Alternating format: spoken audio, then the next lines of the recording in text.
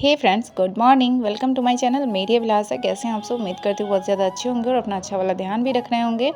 तो काफ़ी लंबे छुट्टी के बाद आज से बच्चों का स्कूल जो है वो खुल गया है। तो वासु की अभी टाइमिंग चेंज नहीं हुई है, वासु 7:30 में ही जाएगा।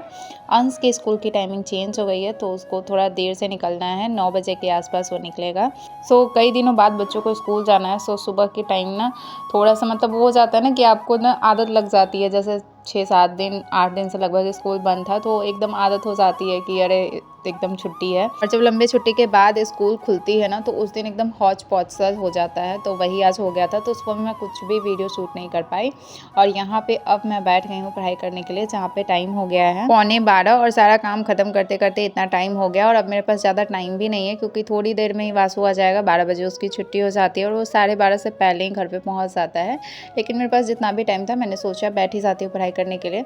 फिलहाल आपको पता ही फ्रेंड्स कि कुछ भी मुझे समझ नहीं आ रहा है, मैं अपना रूटीन नहीं बना पा रही हूँ कि मुझे कैसे कैसे पढ़ाई करना है।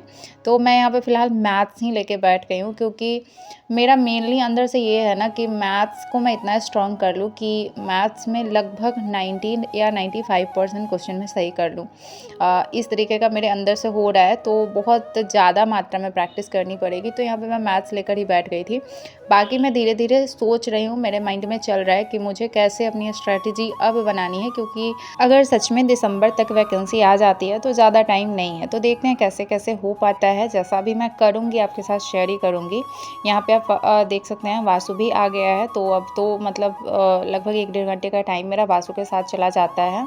और यहाँ पे आने के बाद वासु का सबसे पहले रहता है कि कपड़ा पहनने से पहले मैं खाना खा लूँगा। तो बस बैठ गया है ये खाने के लिए। मैं कभी भी इसको अपने हाथ से नहीं खिलाती हूँ, ये खुद से खा लेता है खाना। तो ये भी एक तरह से मेरे लिए एक काम जो है वो कम हो जाता है कि चलो बच्चों को खुद से खाने भी आ जाएगा। और उसके बाद वासु को सुलाने के बाद यहाँ पे मैं बैठ गई हूँ 2:15 पे अपने सेकंड स्लॉट के लिए, जहाँ पे फिर से मैं मैथ्स ही सॉल्व करूँगी। क्योंकि मैंने बताया था कि एनसीईआरटी के कुछ लगभग 8-10 वीडियोज़ छूटे हुए हैं, जो कि एनसीईआरटी सर सॉल्व करा रहे हैं। तो उसमें भी trigonometry and height and distance का क्वेश्चन जो है वो चल रहा है। तो हाइट एंड डिस्टेंस में मैं देख रही थी कि लगभग मेरे 95% क्वेश्चन सही हो जा रहे हैं। हाइट एंड डिस्टेंस मेरा बिल्कुल सही है। और जो थोड़ी बहुत प्रॉब्लम हो रही है वो कॉन्सेप्ट में प्रॉब्लम नहीं है, बस कैलकुलेशन में कभी कभी थोड़ी प्रॉब्लम हो जा रही है। कल मेरी एक सब्सक्राइबर ने मुझे कमेंट किया था कि आप पहले की अपेक्षा ना ज़्यादा हैप्पी दिख रही हो। येस, आपने बिल्कुल सही नोटिस किया कि पहले की अपेक्षा मैं ज़्यादा हैप्पी रहने लगी हूँ। क्योंकि जब एक टाइम पे आपके साथ बहुत बुरा हो जाता है ना, उससे बुरा आपकी लाइफ में कुछ भी नहीं हो सकता है। तो आप फिर उस चीज़ के होने के बाद ना आपके लाइफ में 2 रास्ते खुल जाते हैं। एक तो ये कि अब आप वो सारी चीज़ें कर सकते हो जिसका इल्ज़ाम आपके ऊपर लगाए गए हैं। साथ में आपको ये टेंशन नहीं रहता है कि अब इससे भी बुरा आपके साथ कुछ हो सकता है। तो आप अपना फ्री माइंड से ज़िंदगी जो है वो जीने लगते हैं। पहले मैं बहुत डर-डर के रहती थी। एक-एक चीज़ बहुत सोच समझ के करती थी, सोचती थी कोई मेरे बारे में गलत ना सोचे, कोई मुझे गलत ना समझे। लेकिन अभी ऐसा है कि मतलब मैं ये सब चीज़ से बिल्कुल फ्री हूँ। जिसको जो सोचना है सोचो, मैं अपनी ज़िंदगी में मस्त हूँ। तो वो वाली फीलिंग मेरे अंदर अब आ चुकी है।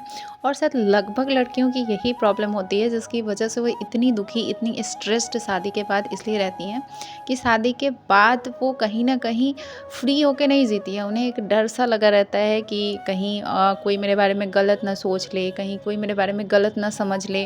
और इस चक्कर में ना वो घुट-घुट के जीती रहती हैं। और बाद में क्या होता है कि वो जिसको उनके बारे में गलत सोचना है, समझना है, वो समझते ही रहते हैं। जितना बुरा उनके साथ होना होता है वो हो ही जाता है। इसीलिए मैं कहूँगी कि दुनिया की टेंशन छोड़ दीजिए। मैं तो ये कहूँगी कि जो घर में आपके टॉक्सिक फैमिली मेम्बर है ना, उनकी भी टेंशन छोड़ दीजिए। क्योंकि आप उनके लिए जितना डरेंगे ना, उनको आपकी लाइफ में जो करना है वो करके ही मानेंगे। तो उनकी टेंशन ना आज से ही लेना बंद कर दीजिए और हैप्पी रहिए। यहाँ पे काफ़ी दिनों बाद मैं निकल चुकी हूँ वासु को लेके उसके डांस क्लास, और काफ़ी दिनों बाद मैं जा रही थी। तो आज मैं वहाँ पे रुकी नहीं, उसको छोड़ के मैं वापस आ गई थी। और यहाँ पे मैं खा रही थी खजूर, जो कि छठ का प्रसाद होता है। तो वो मैं यहाँ पे पहले बैठ के खा ले रही हूँ, और उसके बाद मैं दोबारा फिर से बैठ जाऊँगी पढ़ाई करने के लिए। आप में से कुछ लोग फिर से पूछ रहे थे कि दीदी आपने हिस्ट्री का शॉर्ट नोट्स कहाँ से बनाया? तो वो तो मैंने बनाया था टारगेट विद अंकित से, जहाँ पे 6 घंटे की एक वीडियो थी। लेकिन एक वीडियो मैंने और देखी है द ऑफिसर अकेडमी की, जो शशि शरण सर ओनर हैं। वो भी बहुत अच्छा हिस्ट्री पढ़ाते हैं। और उनके मुझे याद नहीं है एक्चुअली में कि कितने घंटे की क्लास थी, लेकिन वो भी वीडियो बहुत अच्छी थी। आप एक बार सर्च कर लीजिएगा द ऑफिसर अकेडमी के ऐप यूट्यूब चैनल पे कि वो वीडियो कितने घंटे की है। मैं उसमें से मैंने एक बार आपको बताया था कि उस क्लास को मैंने सिर्फ देख लिया था, नोट्स मैंने नहीं बनाया था, लेकिन उस पूरे क्लास को मैंने देख लिया था और मुझे बहुत अच्छी लगी थी। आप अगर मेरे रेगुलर व्यूअर्स होंगे तो आपको थोड़ा बहुत मेरे हेल्थ में भी डिफरेंस नज़र आ रहा होगा। तो ये सारी ना चीज़ें टेंशन लेने की होती है कि जब आप बहुत ज़्यादा टेंशन लेते हैं ना तो उसका इफ़ेक्ट आपके हेल्थ पे पड़ता है, और जब आप अच्छे से रहने लगते हैं, हैप्पी रहने लगते हैं, तो उसका भी इफ़ेक्ट आपके हेल्थ पे दिखने लगता है कि आप थोड़े अच्छे हो जाते हैं।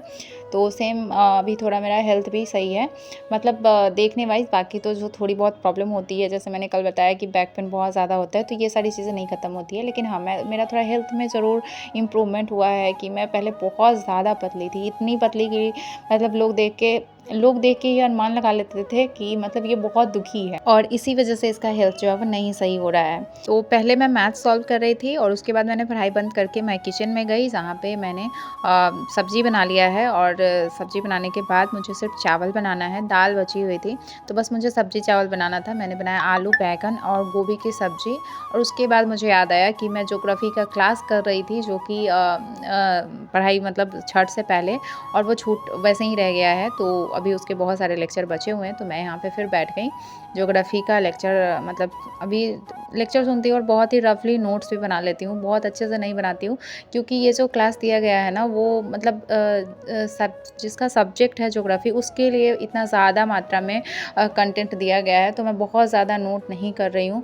जो मतलब थोड़ा-थोड़ा नोट्स कर ले रही हूँ, बाकी मैं वीडियो सुन ले रही हूँ। बहुत सारी चीज़ों को इग्नोर भी कर रही हूँ। यहाँ पे हमने डिनर वगैरह कर लिया था, और वासु मेरे एकदम सर पे चढ़ा हुआ है फ़ोन लेने के लिए। तो जिस फ़ोन से मैं वीडियो बना रही थी, उसी फ़ोन में वो थोड़ा देर गेम देखता है, और तो उसको मैंने फ़ोन दे दिया, और फ़िलहाल मैं लग गई इसको क्लास को कंप्लीट करने में।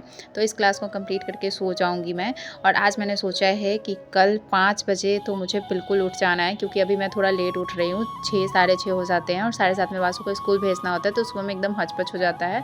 तो अभी मैं सोच के सोऊंगी कि मुझे सुबह में 5 बजे उठ जाने हैं, क्योंकि लेट से उठने के बाद ना फ्रेंड्स, दिन में बहुत ज़्यादा टाइम आजकल नहीं मिलता है पढ़ने का, और फिर कैसे रात हो जाती है पता ही नहीं चलता है। तो इसलिए सुबह थोड़ा जल्दी उठेंगे तो शायद ज़्यादा टाइम मिले। तो चलिए इस वीडियो को यहीं पे एंड करते हैं, मिलते हैं नेक्स्ट वीडियो में कुछ नई बातों के साथ, कुछ नई एनर्जी के साथ। तब तक मेरे साथ जुड़े रहिएगा, बेल आइकन को प्रेस कर लीजिएगा, एंड वीडियो को लाइक और चैनल को सब्सक्राइब कर लीजिएगा।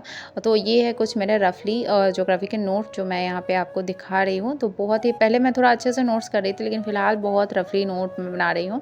और यहाँ पे आप ये देखिए लिखा हुआ है मोनी। तो एक नाम मेरा मोनी भी है, जो मुझे यहाँ पे दिख गया, तो मैंने सोचा आपके साथ शेयर कर दूँ। तो ये एक स्टाइल है जिसमें एम के अंदर मैं ओ लिखती हूँ और तब एन आई लिखती हूँ। तो अच्छा लगता है ऐसे मोनी लिखना।